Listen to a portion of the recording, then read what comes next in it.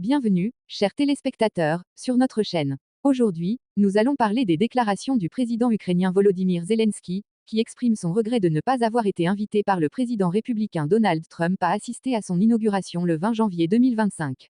Mais avant de commencer, n'oubliez pas de nous soutenir en commentant, en vous abonnant, en partageant et en mettant un like. Volodymyr Zelensky a exprimé son désir d'assister à l'inauguration du président élu des États-Unis, Donald Trump, le 20 janvier 2025, en expliquant qu'il ne pourra pas y assister car Trump ne lui a pas adressé d'invitation.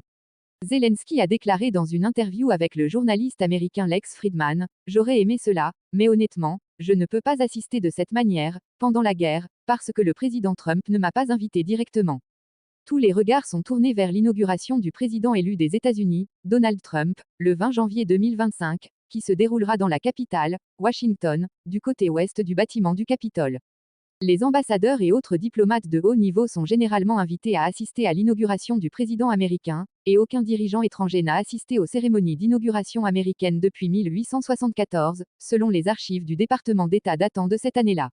Cependant, Trump a invité 50 invités à son inauguration, parmi lesquels le président chinois Xi Jinping, ce qui est une invitation exceptionnelle rare adressée à un dirigeant parmi les principaux concurrents géopolitiques des États-Unis, bien que sa présence n'ait pas encore été confirmée.